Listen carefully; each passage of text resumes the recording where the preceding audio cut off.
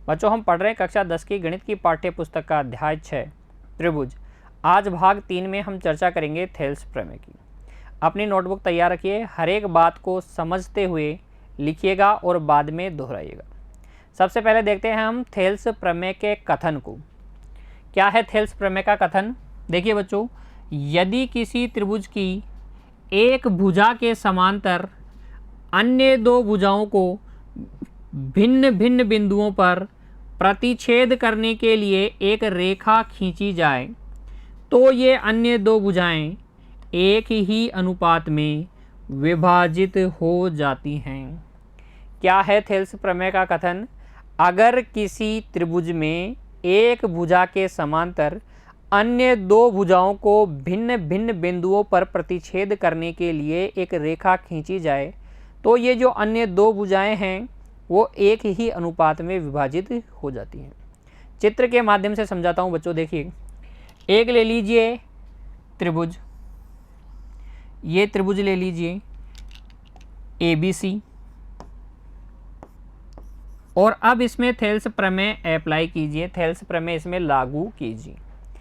एक भुजा के समांतर रेखा खींची जाए जो अन्य दो भुजाओं को भिन्न भिन्न बिंदुओं पर प्रतिच्छेद करें। एक भुजा कोई सी भी ले लीजिए, इसकी भुजाएं कौन कौन सी हैं? एक तो है AB, एक है BC और एक है AC। अगर मैं BC को लेता हूं और इसके समांतर रेखा खींचूंगा तो अन्य दो भुजाएं हो जाएंगी AB और AC। अगर मैं AB को लेता हूं, इसके समांतर रेखा खींचूंगा तो अन्य दो भुजाएं कौन सी हो जाएंगी? BC और AC। ठीक है ना। और AC को ले लेंगे तो अन्य दो भुजाएं हो जाएंगी AB और BC।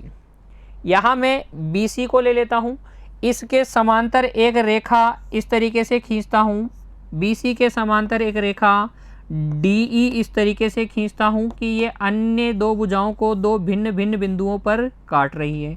ये दो भिन्न भिन्न बिंदु कौन से हैं? D और E। AB के दो हिस्से हो गए, कौन कौन से? AD और BD। ऐसे ही AC के भी दो हिस्से हो गए, एक हो गया ऊपर वाला AE और ये नीचे वाला हिस्सा EC। तो प्रमेय क्या कह रही है कि इस प्रकार से किसी एक रेखा, एक भुजा के समांतर खींची गई रेखा अन्य दोनों भुजाओं को समान अनुपात में विभाजित करती है, या यूँ भी कह सकते हैं कि अन्य दो भुजाएं समान अनुपात में विभाजित हो जाती हैं। अर्थात ये जो विभाजन हुआ है AD और BD में AB का और AE और EC में AC का, तो इन भागों का जो अनुपात है AD और BD का जो अनुपात है वो अनुपात किसका होगा? AE और EC का। अर्थात AB और AC जो हैं समान अनुपात में विभाजित होंगी। यही है थेल्स प्रमेय। त्रिभुज में एक भुजा के समांतर रेखा अन्य दो भुजाओं को भिन्न भिन्न बिंदुओं पर प्रतिच्छेद करने के लिए खींची जाए तो ये दो अन्य भुजाएं एक ही अनुपात में विभाजित होती हैं। आ गया समझ में थेल्स प्रमेय का कथन? आइए अब हम इसे सिद्ध भी कर लेते हैं। देखिए, किसी भी प्रमेय को जब आप सिद्ध करें तो सबसे पहले लिखें उस प्रमेय में जो कंडीशन, जो शर्त दी गई है, दिया गया है। जो यहाँ हमें क्या दिया गया है? देखिए, प्रमेय को ध्यान से पढ़िए। यदि किसी त्रिभुज की एक भुजा के समांतर अन्य दो भुजाओं को भिन्न भिन्न बिंदुओं पर प्रतिच्छेद करने के लिए एक रेखा खींची जाए, अर्थात एक त्रिभुज है और उसकी एक भुजा के समांतर रेखा खींची जानी है, तो हमें दिया गया है, देखिए लिखेंगे, त्रिभुज ABC में एक भुजा BC के समांतर रेखा DE खींची जानी है। चित्र में भी देख लीजिए, त्रिभुज है ABC, ABC, एक भुजा BC के समांतर रेखा खींची गई है DE। कौन सी? DE। हमें सिद्ध करना है, फिर हमें इसमें सिद्ध क्या करना है कि ये दो अन्य भुजाएं जो हैं वो एक ही अनुपात में विभाजित होती है। अर्थात हमें सिद्ध करना है कि ये जो AD और BD का अनुपात है वो है AE और EC का अनुपात। अन्य दो भुजाएं AB और AC एक ही अनुपात में विभाजित हो जाती हैं।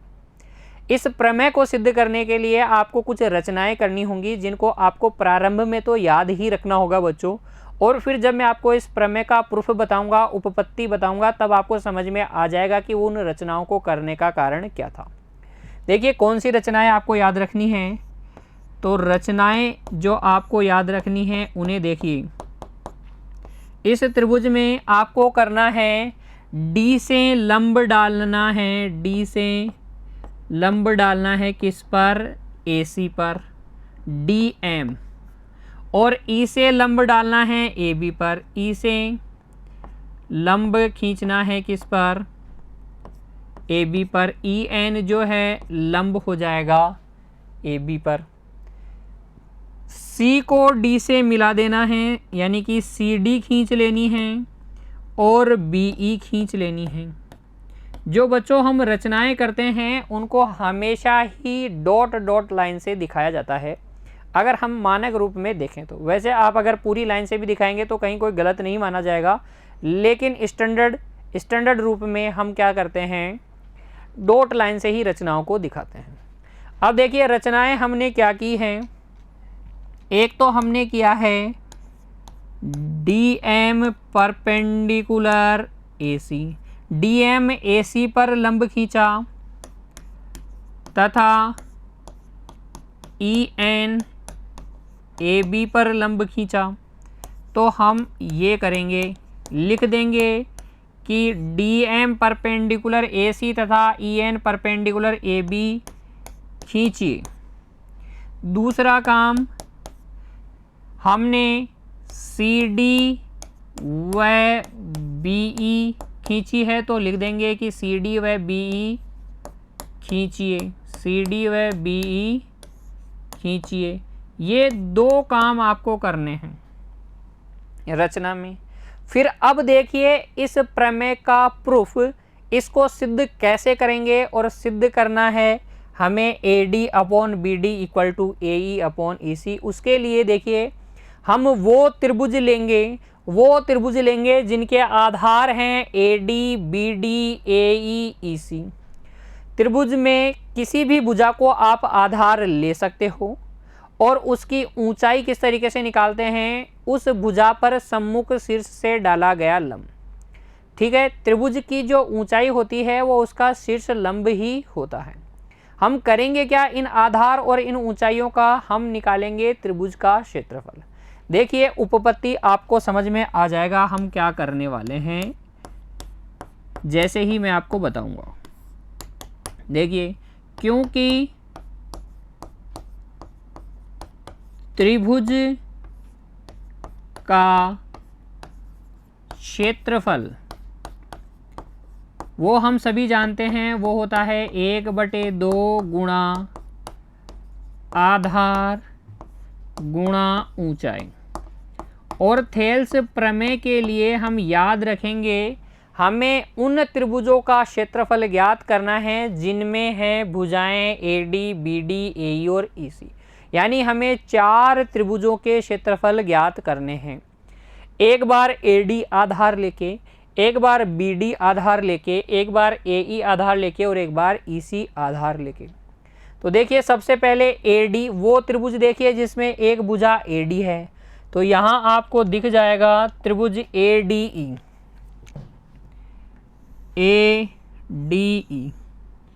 इस त्रिभुज का क्षेत्रफल निकाल लें। आधार क्या लेना है, AD। त्रिभुज का क्षेत्रफल क्या होता है, 1/2 गुणा आधार गुणा ऊंचाई।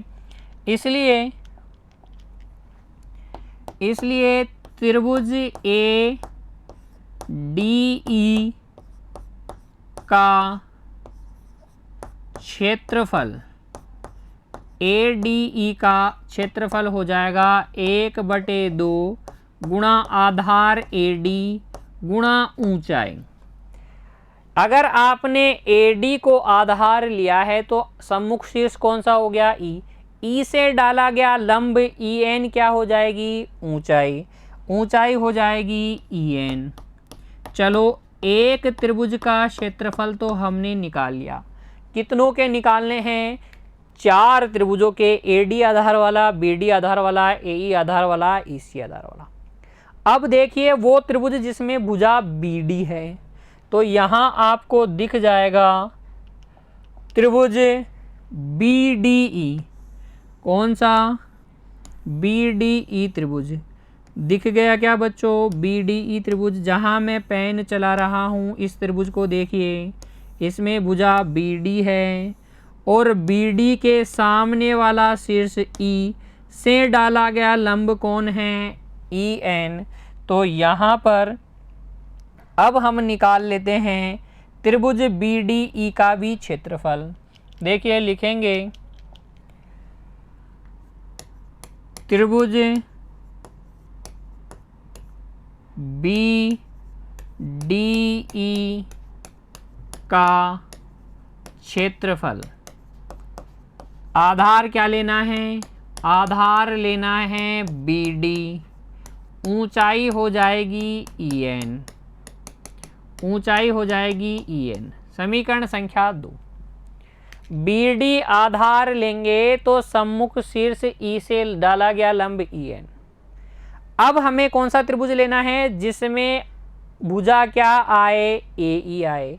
तो ध्यान से देखिए, AE जिस त्रिभुज में भुजा आ रही है वो त्रिभुज ADE ही है क्या? वापस से ADE का क्षेत्रफल निकालेंगे, लेकिन अब की बार आधार AD नहीं AE लेंगे।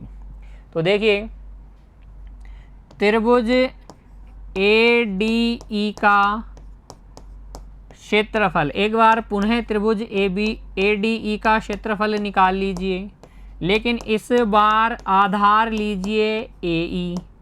अगर हम AE को आधार लेंगे बच्चों, AE को आधार लेंगे तो सम्मुख शीर्ष हो जाएगा D और D से डाला गया लंब कौन है?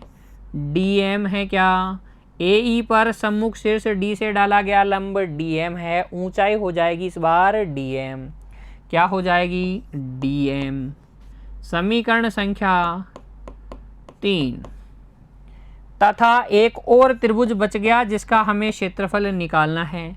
देखो क्योंकि त्रिभुज का क्षेत्रफल होता है 1/2 गुणा आधार गुणा ऊंचाई। थेल्स प्रमेय के लिए हमें क्या याद रखना है? 4 त्रिभुजों के क्षेत्रफल निकालेंगे जिनमें की भुजाएं AD, BD, AE और EC आए। AD भुजा यानी AD आधार लेके हमने क्षेत्रफल निकाल दिया ADE का।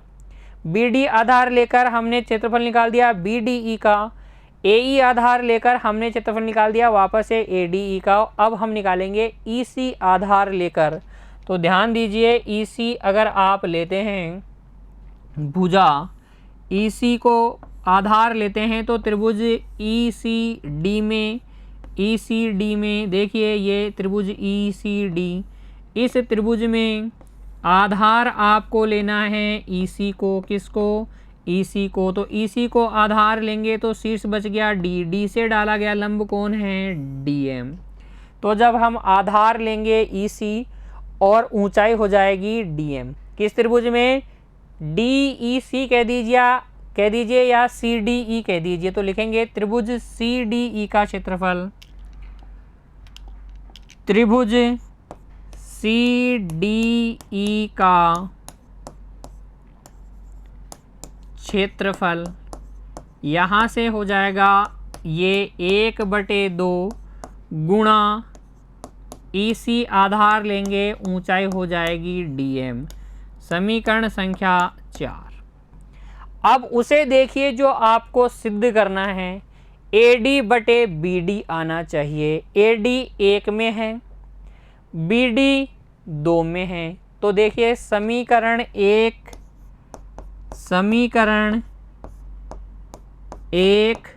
व समीकरण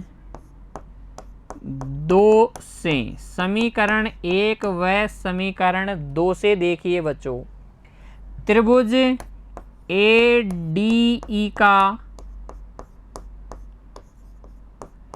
क्षेत्रफल बटे त्रिभुज BDE का क्षेत्रफल वो हो जाएगा ADE का क्षेत्रफल तो कितना है 1/2 गुणा AD गुणा EN, 1/2 गुणा AD गुणा EN बटे में BDE का क्षेत्रफल क्या है 1/2 गुणा BD गुणा EN, और यहाँ EN से EN कट जाएगा, 1/2 से 1/2 कट जाएगा और आपको मिल जाएगा त्रिभुज ADE का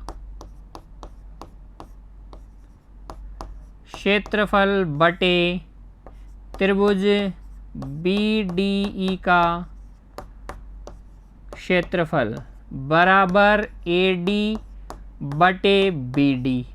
आ गया ना? इसे बोल दीजिए समीकरण संख्या 5। ADE का क्षेत्रफल बटे BDE का क्षेत्रफल बराबर AD बटे BD।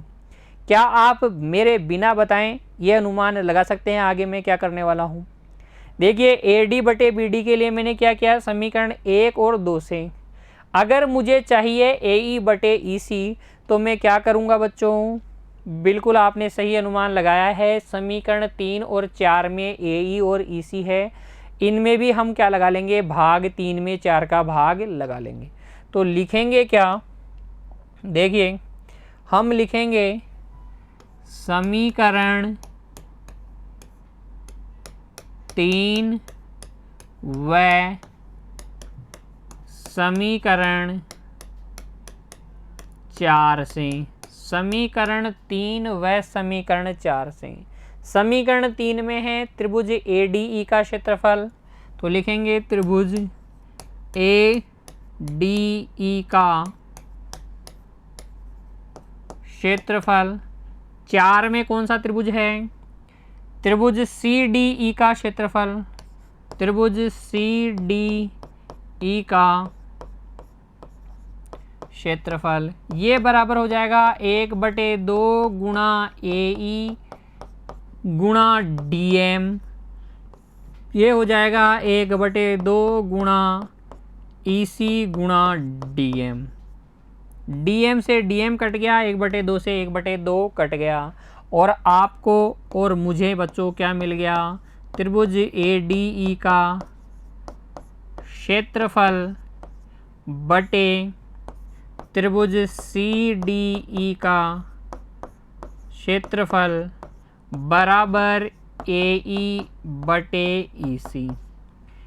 समीकरण संख्या 6 AE बटे EC भी आ गया, लेकिन हमें तो क्या करना है बच्चों, इन दोनों अनुपातों को बराबर सिद्ध करना है। तो ये अनुपात और ये वाला अनुपात कब बराबर होंगे, जब इनकी LHS साइड ADE का क्षेत्रफल बटे CDE का क्षेत्रफल किसके बराबर हो, ADE का क्षेत्रफल बटे BDE का क्षेत्रफल। तो यहाँ अगर देखें ADE का क्षेत्रफल और ADE का क्षेत्रफल ये तो बराबर है, बस ये डिनोमिनेटर हर में जो त्रिभुज हैं उनके क्षेत्रफल अगर बराबर हो तो हमारा जो अभिष्ट परिणाम है हमें प्राप्त हो जाएगा। कक्षा 9 में बच्चों आपने एक प्रमेय पढ़ी थी, जो क्या थी, देखिए पहले मैं आपको उसको उस प्रमेय का कथन बता देता हूँ, फिर आपको याद आएगी और फिर हम आगे उस प्रश्न को हल करेंगे, इस प्रमेय को सिद्ध करेंगे। कक्षा 9 की प्रमेय है बच्चों, याद कीजिए, क्योंकि दो त्रिभुज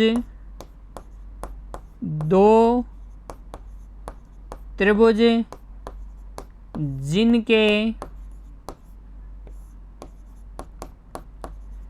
आधार समान हों तथा एक ही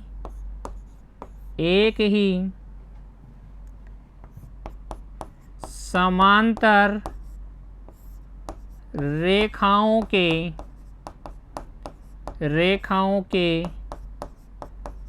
मध्य स्थित हों, क्षेत्रफल में बराबर होते हैं,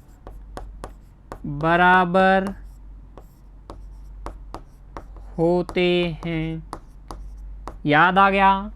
एक ही आधार तथा समांतर रेखाओं के मध्य बने त्रिभुजों का क्षेत्रफल बराबर होता है। यही ठीक ऐसी ही प्रमेय समांतर चतुर्भुजों के लिए भी आपने पढ़ी होगी बच्चों, याद कीजिए कक्षा 9 में।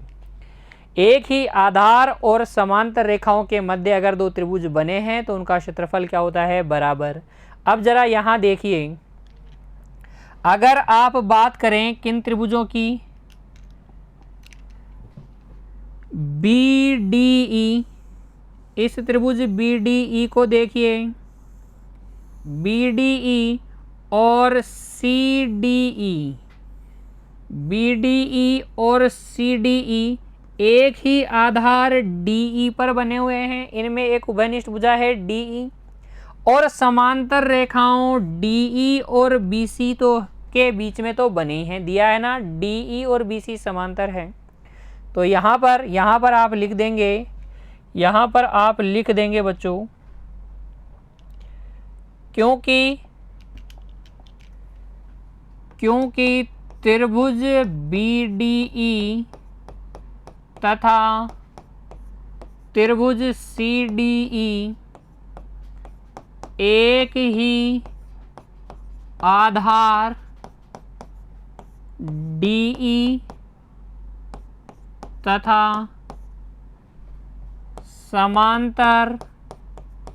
समांतर रेखाओं DE समांतर BC के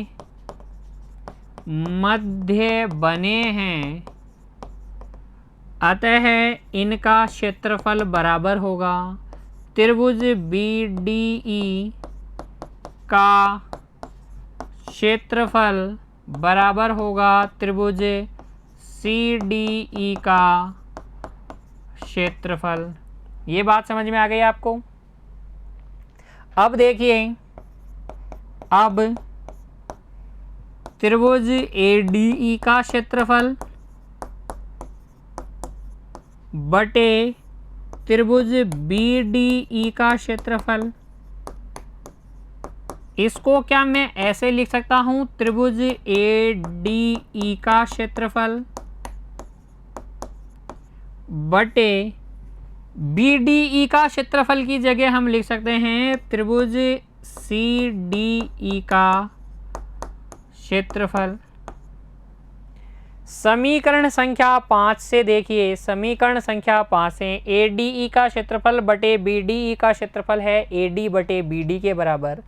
ये क्षेत्रफल है AD बटे BD के बराबर, और ये क्षेत्रफल है AE बटे EC के बराबर, जो कि हमारा अभिष्ट परिणाम है, रिक्वायर्ड रिजल्ट है, हैंस प्रूव बच्चों। इस प्रकार से आप सिद्ध कर देंगे थेल्स प्रमेय को। एक बार वापस से देखिए, पहले कथन को पढ़िए, ध्यान से कथन को पढ़ लीजिए, उसको समझ लीजिए। यदि किसी त्रिभुज की एक भुजा BC के समांतर रेखा DE अन्य दो भुजाओं को दो भिन्न बिंदुओं D और E पर प्रतिच्छेद करने के लिए खींची जाए, तो अन्य दो भुजाएं AB और AC एक ही अनुपात में विभाजित होती हैं। दिया गया है में आप लिखेंगे त्रिभुज ABC में एक भुजा BC के समांतर रेखा DE खींची गई है, जो अन्य दो भुजाओं AB और AC को दो भिन्न बिंदुओं D और E पर प्रतिच्छेद कर रही है। हमें सिद्ध करना है ये अनुपात एक ही होता है, AB जिन दो भागों में विभाजित होता है उनका अनुपात AC जिन दो भागों में विभाजित होता है उनके अनुपात के बराबर होता है, अर्थात AD बटे BD AE बटे EC के बराबर होता है। रचना के पद आपको याद ही रखने हैं। क्यों करनी है रचना, समझ में आ गया ना। हमें निकालना है सिद्ध करने के लिए त्रिभुजों के क्षेत्रफल, उन त्रिभुजों के जिनके आधार यानी कि जिनमें भुजाएं AD BD AE और EC हो। त्रिभुज का क्षेत्रफल होता है 1/2 गुणा आधार गुणा ऊंचाई। हम त्रिभुज AD का क्षेत्रफल निकालेंगे AD आधार लेकर, त्रिभुज AD का क्षेत्रफल निकालेंगे AE आधार लेकर, त्रिभुज BDE का क्षेत्रफल निकालेंगे BD आधार लेकर, त्रिभुज CDE का क्षेत्रफल निकालेंगे EC आधार लेकर। याद रखिए बच्चों, चारों जो त्रिभुज आप ले रहे हो उसमें DE तो आएगा ही आएगा, तो कंफ्यूज भी नहीं होंगे। कंफ्यूज भी नहीं होगे क्योंकि कौन से त्रिभुज लें, DE तो आना ही चाहिए, और फिर आपको BD चाहिए तो BDE हो गया, EC चाहिए तो ECD हो गया, और आपको AE चाहिए तो AED हो गया, और AD चाहिए तो ADE हो गया। इन चारों त्रिभुजों के क्षेत्रफल निकाल लेंगे 1/2 आधार गुणा ऊंचाई से। क्योंकि हमें AD/BD चाहिए इसलिए समीकरण 1 में 2 का भाग लगा देंगे, AE/EC चाहिए इसलिए 3 में 4 का भाग लगा देंगे। वहां से समीकरण 5 और 6 हमें मिलेगा, जिनके डिनोमिनेटर ही थोड़े डिफरेंट है, बाकी न्यूमरेटर तो सेम है। अगर आपको RHS वाली साइड राइट हैंड साइड बराबर चाहिए तो लेफ्ट हैंड साइड बराबर होनी चाहिए, अर्थात ये डिनोमिनेटर हर में जो त्रिभुज है उनके क्षेत्रफल बराबर होने चाहिए। उनके क्षेत्रफल भी बराबर हैं क्योंकि हमें पता है एक ही आधार तथा एक ही समांतर रेखा युग्म के मध्य बने दो त्रिभुजों के क्षेत्रफल बराबर होते हैं। इन दोनों त्रिभुज BDE और CDE के आधार एक ही है, DE पर ही बने हुए हैं। समांतर रेखाओं DE पैरेलल BC के मध्य बने हुए हैं, इसलिए इनका क्षेत्रफल बराबर होगा। तो हम लिख सकते हैं ADE का क्षेत्रफल बटे BDE का क्षेत्रफल को ADE का क्षेत्रफल बटे CDE का क्षेत्रफल, क्योंकि ये दोनों तो बराबर ही हैं। इसको हम लिखते हैं AD बटे BD, इसको लिखेंगे AE बटे EC। समीकरण संख्या 5 व 6 से, यहाँ पर हिंट भी डाल दें, समीकरण 5 व समीकरण 6 से, ताकि आपको याद रहे बच्चों कि ऐसा कैसे हो गया, इसको ऐसे कैसे लिख दिया। समीकरण 5 और 6 को जब आप देखेंगे तो आपको स्वतः ही समझ में आ जाएगा। इस तरीके से सिद्ध कर लेंगे हम थेल्स प्रमेय को। अच्छे से थेल्स प्रमेय का कथन याद करेंगे बच्चों, उसके बाद में उसके प्रूफ को भी याद करेंगे, 1-2 बार हल करेंगे, आपको समझ में भी आ जाएगा। चित्र भी आपको याद होना चाहिए, थेल्स प्रमेय में कौन सा फिगर बनेगा, क्या रचनाएं करनी हैं। देखिए कितना इंटरेस्टिंग है ना, त्रिभुज का चित्र आराम से बना लोगे आप, आसान है, ठीक है ना। तो थेल्स प्रमेय में कोई दिक्कत नहीं होनी चाहिए, आपको पुनः प्रैक्टिस करनी है। अब इस थेल्स प्रमेय के आधार पर हम कुछ और भी रिजल्ट निकाल सकते हैं। वो रिजल्ट क्या है देखिए बच्चों, टिप्पणी के अंदर देखिए, यदि किसी त्रिभुज ABC में DE समांतर है BC के, तो थेल्स प्रमेय की सहायता से निम्न को सिद्ध किया जा सकता है।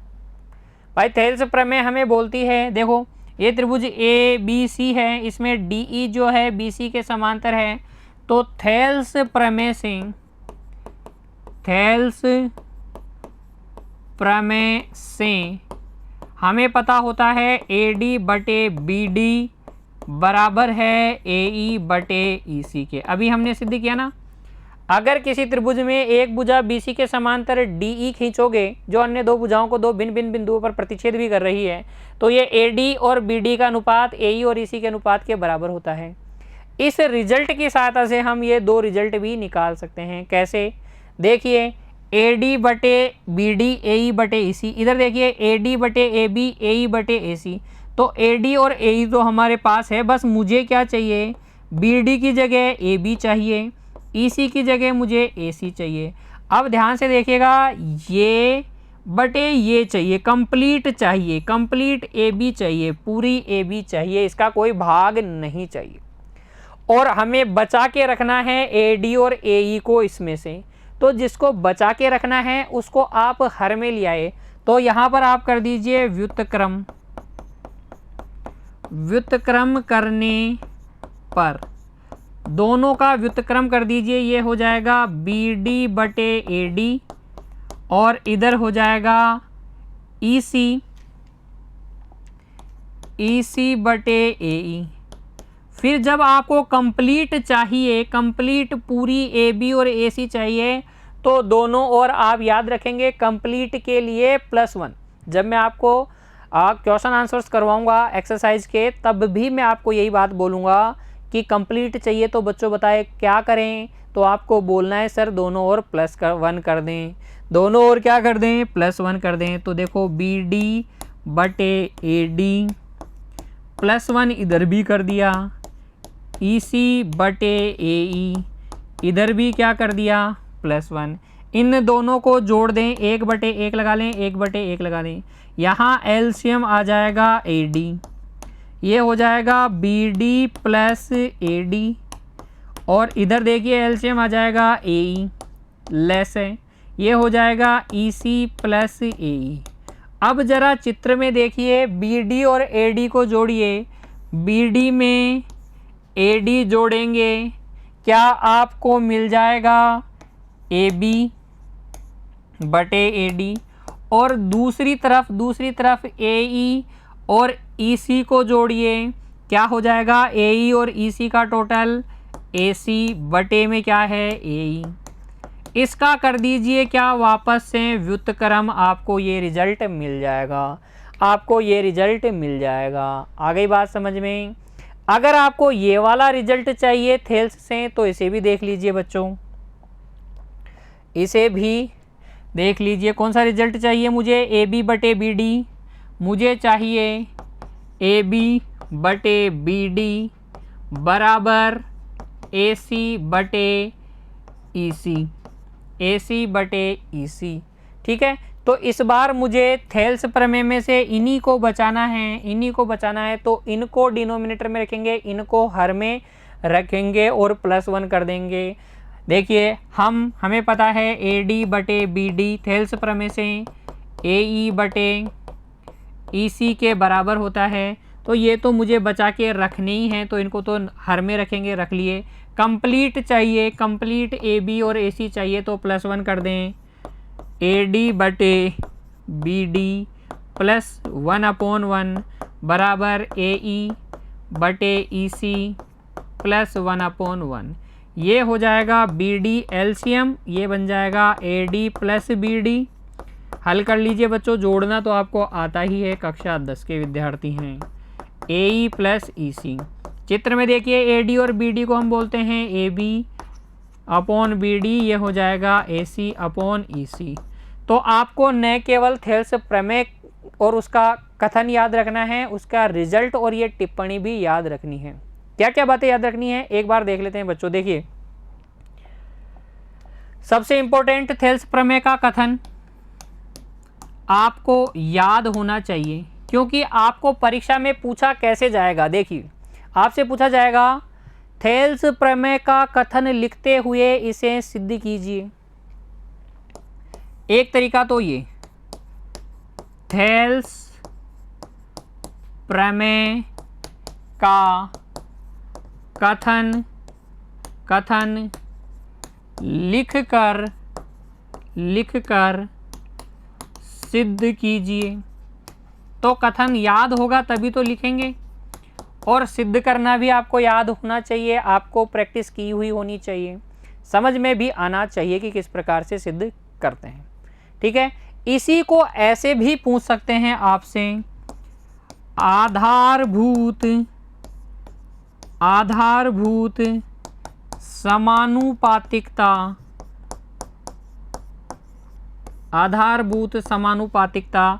समानुपातिकता की जगह आनुपातिकता भी लिख सकते हैं। आनुपातिकता प्रमेय का कथन लिखकर सिद्ध कीजिए। अर्थात मैं ये कहना चाह रहा हूं बच्चों, थेल्स प्रमेय कहो या आधारभूत समानुपातिकता या आनुपातिकता प्रमेय कहो, एक ही बात है। थेल्स प्रमेय इसको क्यों कहते हैं आधारभूत अनुपातिकता प्रमेय को, क्योंकि हमारे गणितज्ञ थेल्स ने इसको क्या किया, प्रपोज किया, इसको हमें बताया।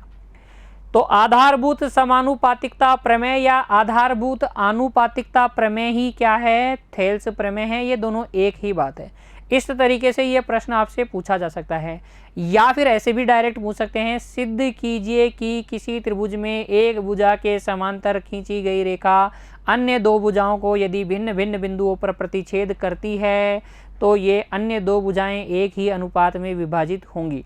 अर्थात पूरा कथन देकर भी आपसे इसे पूछा जा सकता है।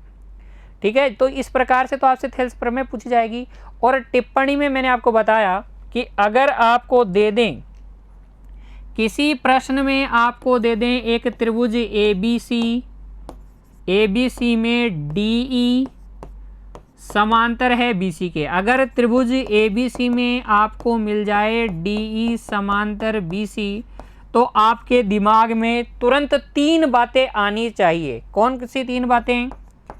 AD बटे BD बराबर AE बटे EC, पहली बात, जो कि थेल्स प्रमेय का रिजल्ट है।